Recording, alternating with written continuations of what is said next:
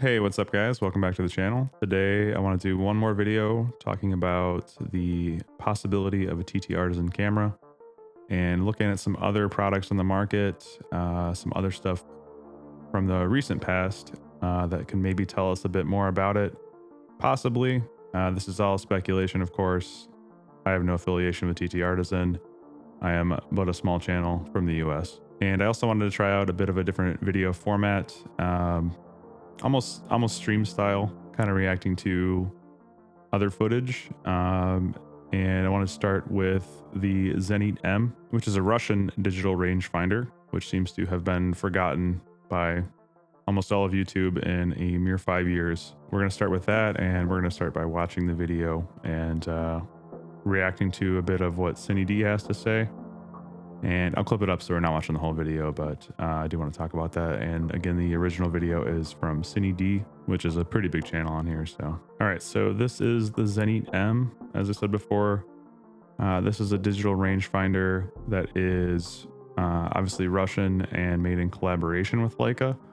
We couldn't catch the new stream in digital camera, but in that period of time, like 30 years, we've been producing only lenses as it is. Okay, and now you're making a comeback with a new camera.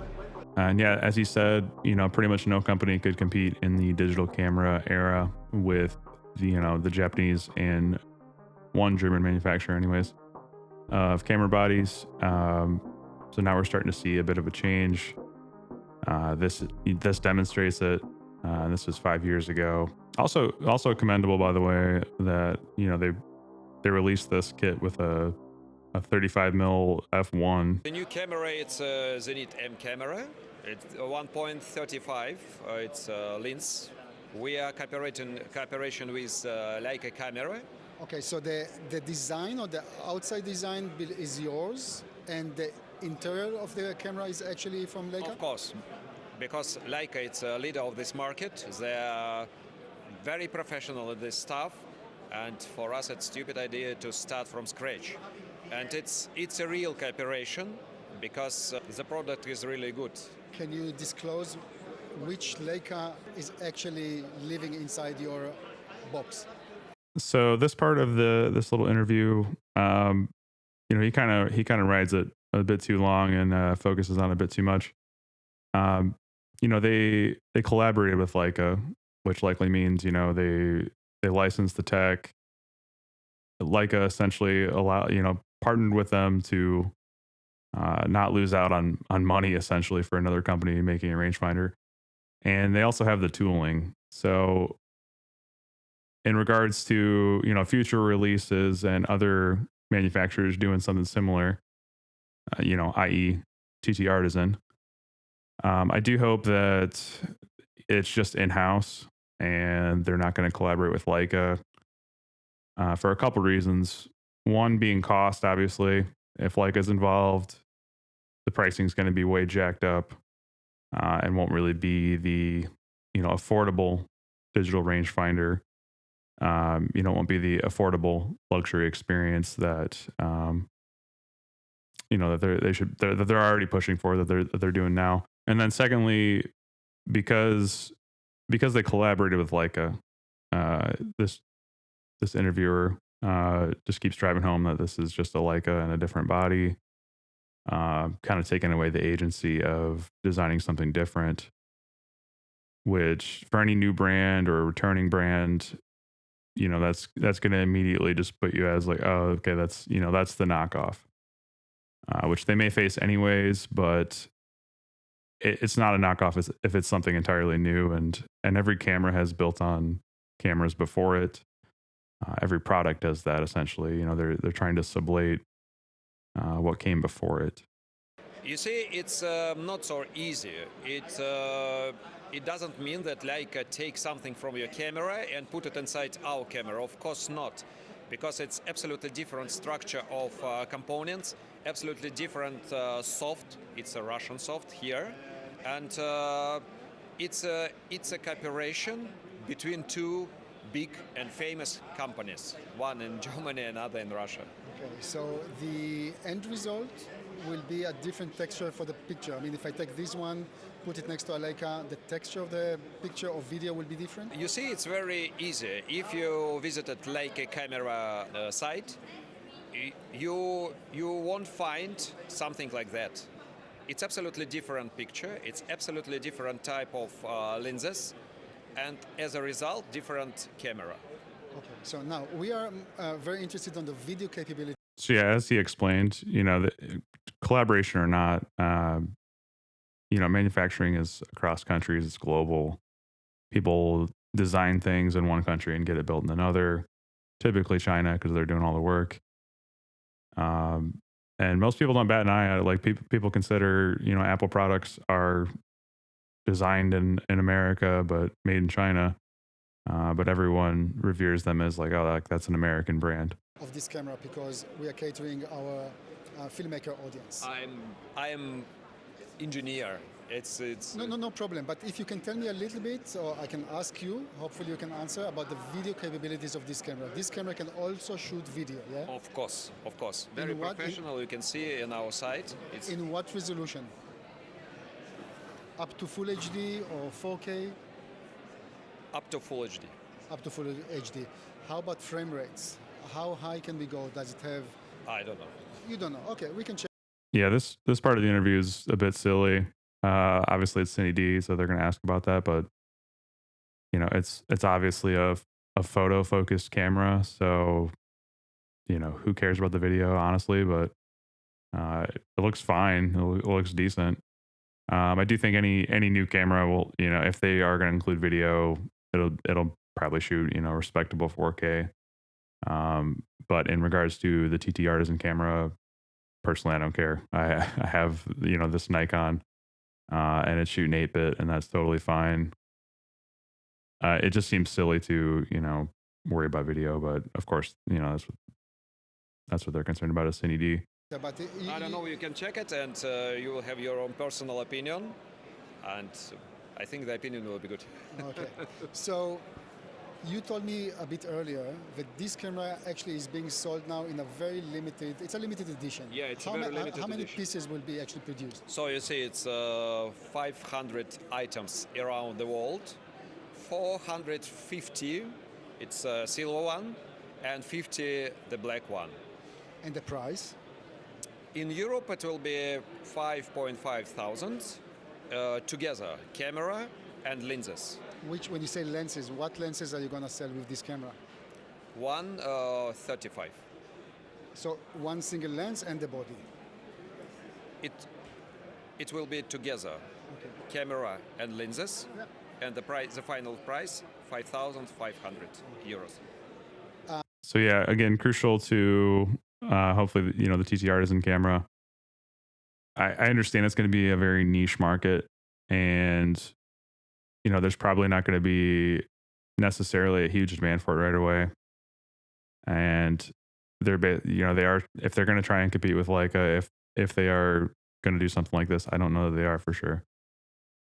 I really hope it's not some unattainable camera. I hope it's not a super limited release that makes it a pain to get. I see a lot of brands do like Kickstarters or Indiegogos to take a pre-order basically. But I think a lot of us would appreciate if it's just a reasonable thing to get, and hopefully not at this price point too. Again, I understand it's premium materials and the tooling and all that, but 5,500 or 4,500, any of that is not really that accessible. And realize it's cheaper than Leica, but if they want to make this, if they want to bring the luxury to the people, essentially, it's got to be affordable. I would 3,000 would be like the max, I think, but preferably cheaper. But I think it's also important to note that this is a full frame camera. Full frame, of course. And the bayonet, the mount is? Leica mount. So again, just to highlight here, this is a full frame M mount camera, digital rangefinder. It is Russian specifically, designed in collaboration between Leica, so Germany and Russia. This is a perfect precedent for, again, what the TTArtisan camera could be. Um, I hope it's not APS-C, and despite this one being in collaboration, I do hope it's all in-house, at least as much as possible to keep the price down, and again, to deliver that blow to be something really different. Um, as you see by this interviewer, he kind of writes it off as just, it's just a Leica copy. So how do you differentiate from that? You basically got to do it yourself. Um, okay, so presumably you sold all those pieces. What is the next step? The next step, it will be absolutely new camera. Now we are speaking and we are working very hard with guys from Leica company, and it will be absolutely new design, absolutely new electronic components, and different type of lenses. This is camera just shows that we're alive. We are ready to start our new era. Yes, together with famous company like Leica, and I think it will be great. Of course, it's a very limited series. Is there any chance that your new camera will have 4K? All right, then he asked about video again, but yeah, so this is something to watch as well. I don't see anybody talking about it. It's been in just 5 short years. It's pretty much been buried, at least from anything I search. It would be great to see new stuff from Zenit as well. This other camera that they're talking about, because it will be something I think more specific to them, and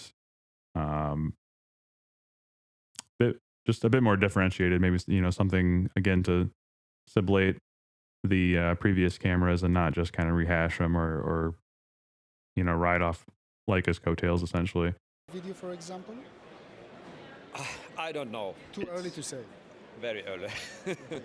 How about the mount? Will it be still M mount, or you will move to the L mount, or you don't know? First of all, we are speaking about the mount for Leica camera, and for example, after some times, you can buy lenses separately from camera if you already had Leica camera and use it together.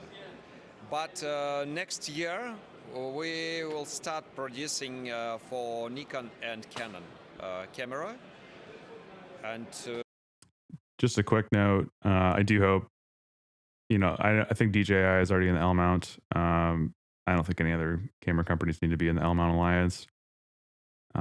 It's just kind of locking it down to a new standard that, for this niche of photographer, we don't really need. M mount is great, and there's a ton of options available. So I think M mount is crucial to this as well. Again, I could be wrong.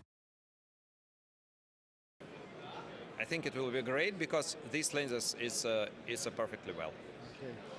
Just for me, when should we expect the next camera to be in the market, more or less? I mean, it's 1 year of development or 2 years of development. Where are we in the development I can stage? say that next 2 lenses, especially for this camera, will be at the start of the new year, and February or March. And the new camera? New camera, the end of next year. And the new and 2 lenses will be one by 50 and 2.8 by 21. Okay. Andre, thank you very much for the information. All right, and that's kind of the end of this section.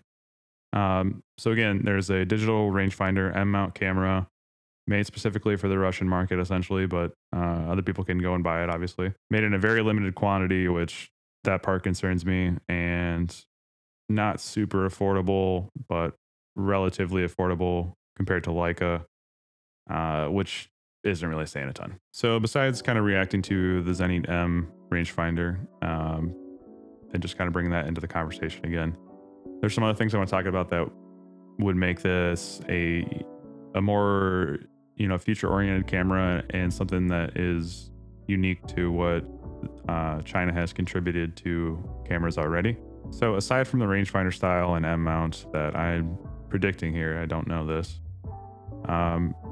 things that would be uniquely Chinese, things that they've contributed to cameras in the recent years, and technologies that I would say that they're known for, and are unique. Again, I don't know this for sure. This is all speculation. I think the TechArt and Pronto adapters that show autofocusing M-mount lenses on other bodies could maybe apply here. And that's something that would make it entirely unique.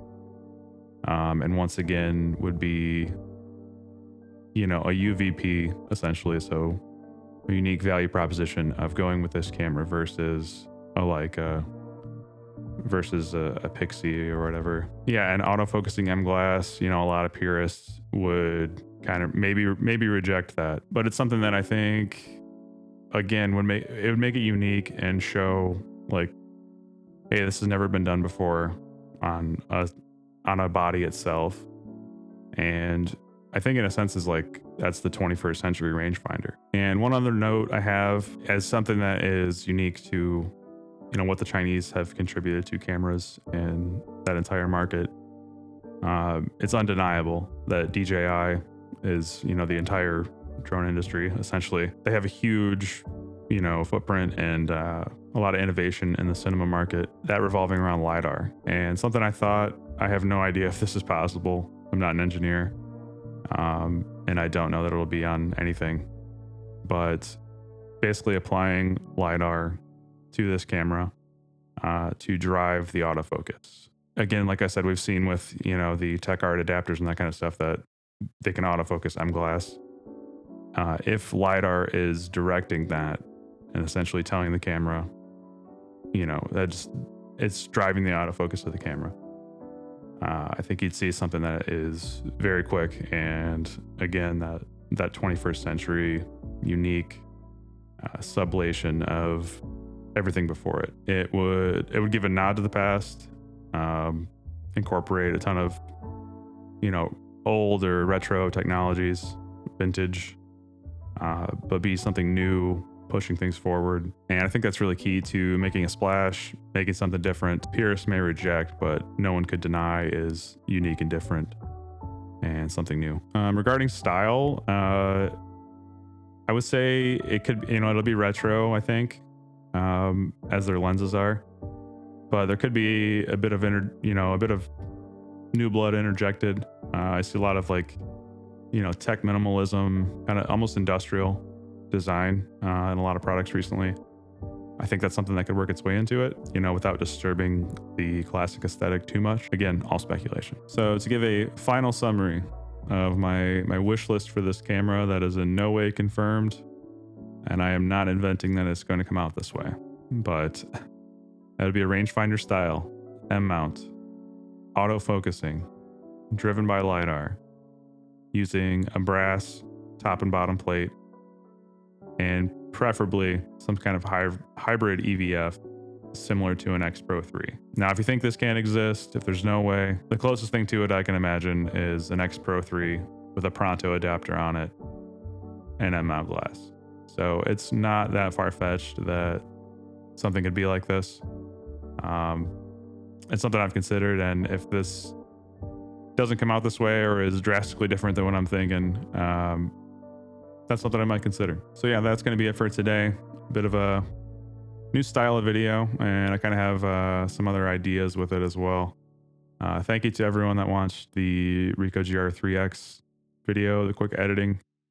I got almost 5,000 views off that, and basically doubled the subscribers on the channel. So huge thank you if you watched that. Please leave a comment if you thought any of this was interesting or helpful. If you knew about the Zenit-M, and like and subscribe, all the YouTuber stuff. Once again, thanks for watching, and I will catch you in the next one. Later.